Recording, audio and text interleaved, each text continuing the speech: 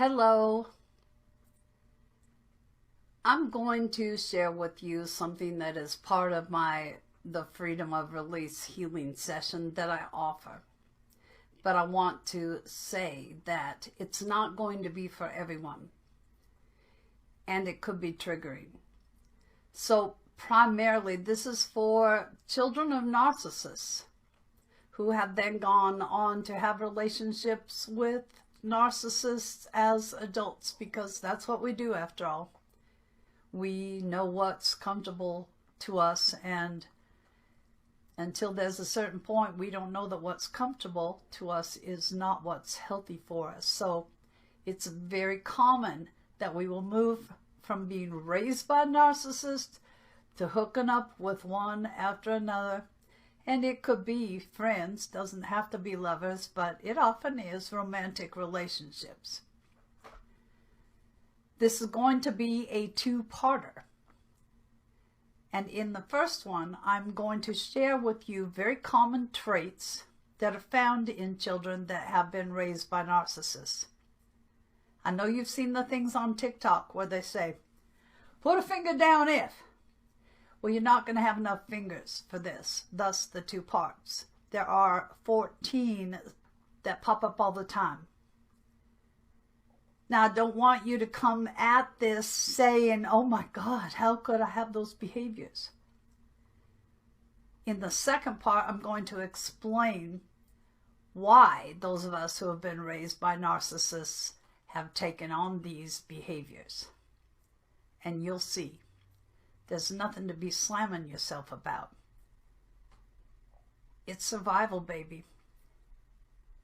It's survival. So please don't be down on yourself if you notice that 14 fingers go down. Now, I know you don't have 14 fingers, so I'm not really suggesting that you use your fingers. If you want to pause this, go get a piece of paper and a pencil. Put 14 down on the page. And if something applies to you, check it off. And if you have a fair number of checks on your paper, you'll know that you want to go watch the second one. Okay, I think I covered everything. Are you ready? Here we go. So the first one is, you blame yourself for almost everything. When things go wrong, if issues come up, you assume that they had something to do with you. Your self-esteem is therefore not so great because you've concluded there must be something wrong with you if so many things go wrong and it's your fault. The second thing, you've had times when you have felt absolutely invisible. You learned to dim your light and to avoid conflict because you knew that your parent or caregiver needed to be in the spotlight. But because you saw yourself as just a very small blip on the radar, you may not have discovered who you are as an individual. You may still have not at this point. The third one. If you experience neglect, unpredictable moods, and rage that came out of nowhere, gaslighting, mind games, you may gravitate toward relationships that are similar. We talked about that already, but there's an or. Or you may not trust people at all and have decided to avoid relationships altogether because you're not going anywhere near emotional intimacy. Anytime you were vulnerable when you were younger, it was used against you. Number 4. You have made your life about what you can do for other people. Put your own needs aside to nurture others at the expense of your own self-care. You may feel guilty if you say no and people are not happy with you. And standing up for yourself can be torture. 5. You may have literal anxiety or be afraid when you cannot keep everyone happy. Number 6, you may find that you constantly monitor yourself so as not to embarrass yourself or others. You may also have confidence issues surrounding your body or your looks. Number 7, you have a hard time trusting yourself and your judgment. And for many, having to make a decision can be a nightmare that causes huge anxiety. Number 8, you have trust issues and a fear of being vulnerable. Now, I think most people have a fear of being vulnerable, but if you have had your vulnerabilities used against you, it is harder to trust people. Number 9, you may be a perfectionist. You may find that you give up on things quite early if you find out you're not going to be very good at them. Or you may decide not to even try if you don't have guaranteed success. Number 10, you can be impulsive sometimes, and it seems like those impulses are pretty self-destructive. Number 11, you have a hard time standing up for yourself, setting boundaries, or you have such strong boundaries that people who want to support you can't even get past them. Number 12, you are no stranger to anxiety, depression, PTSD, or other mental health challenges, and you may rely on substances to cope. Number 13, you may have had or are still having difficulty separating from a parent and becoming independent of their influence. And lastly, number 14, it could be difficult for you to even identify what emotions you're feeling or to express them. And you also may have a hard time expressing your own needs. If you got a fair number of these, you may want to check out the second video, which I'm about to make. Again, do not be judging yourself harshly if these things did apply to you. There is a reason, and you'll see that in the next video. All right, see you there. All right, so now we've gone through those common traits. And now I'm going to tell you why you might have them. So the first one was about blaming narcissistic parents / partners. But I'm just going to quit saying partners because, as I explained in the first one, we often will pick narcissistic partners if we've been raised by a narcissistic parent. Narcissistic parents may shame or ridicule their children, which causes them to feel insecure as adults. You were likely blamed for many things that were not even your fault. Because after all, the narcissist is never responsible for anything negative. They'll step up if they can get credit for being amazing, but did they do anything wrong? The second one was about feeling invisible, maybe not even knowing who you are because you dimmed your light so low. Why this is, developing a strong sense of who you are just doesn't happen in an abusive relationship. Remember that emotional abuse is just as damaging as sexual or physical abuse. It can be even worse because it can be more subtle. You don't know what you're up against.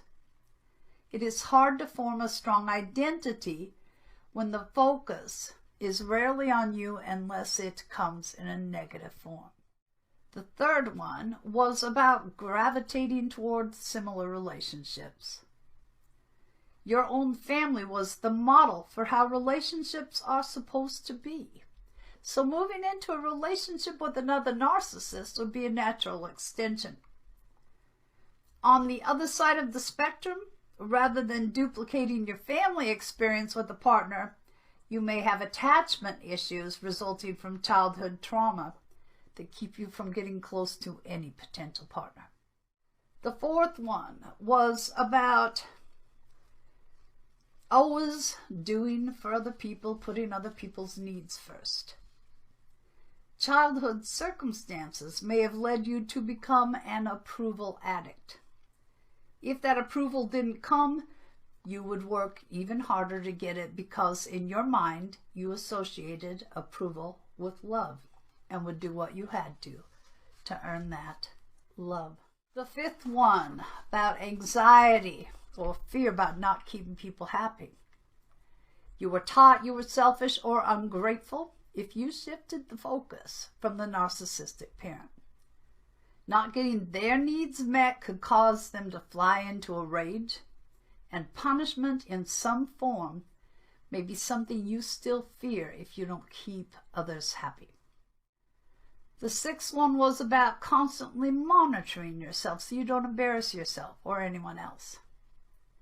You may have been punished for embarrassing a parent, which could have included being bullied about your appearance, weight, or performance if it didn't meet muster with their expectations. You may have learned that there was a high price to pay if your actions reflected poorly on that person in their opinion. The next one was about having trust issues and a fear of being vulnerable. Your insecurities and emotions were used against you.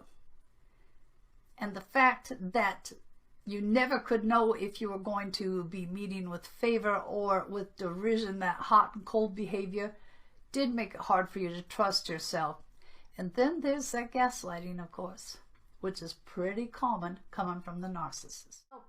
Not wanting to do things unless you can be perfect. Maybe not even wanting to try if you didn't have guaranteed success.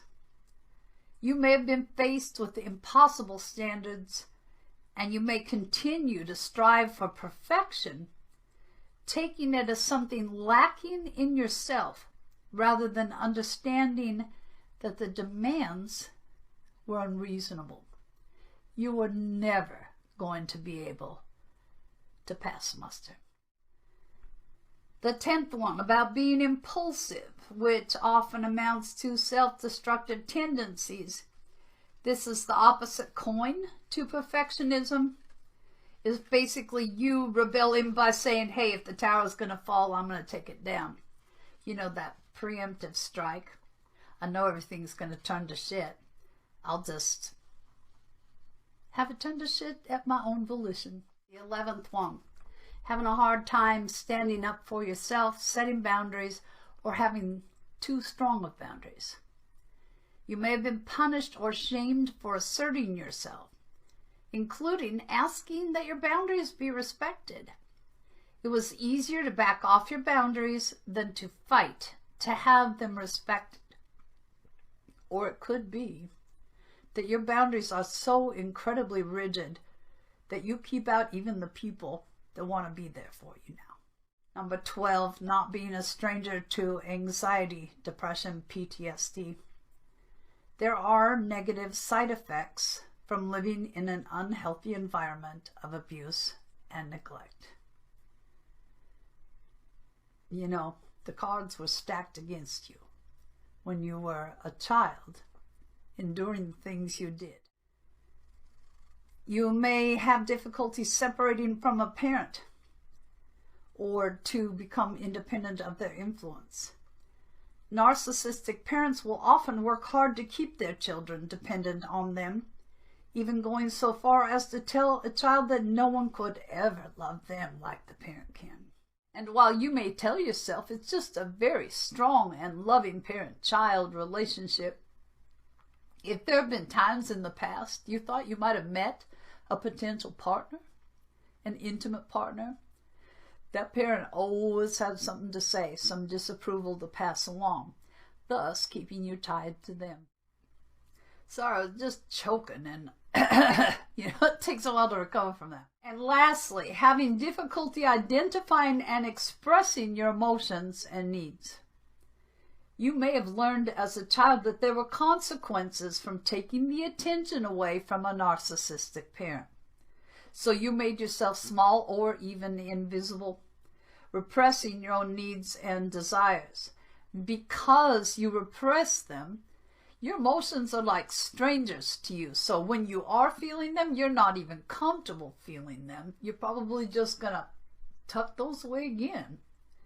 And asking to receive seems nearly impossible because it seemed there was always a price to pay when you did ask for your own needs to be met.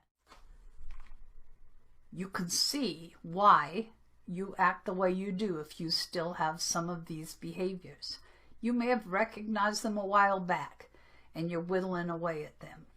I do offer the Freedom of Release healing session, which is not just about this. This is kind of to get you to see what you may have been holding in, and then we go from there to help you get it out. So if you're interested, just check out the link in my bio. I'm going to be offering a discount for all my services until the end of the year. All right, thank you for listening. Bye.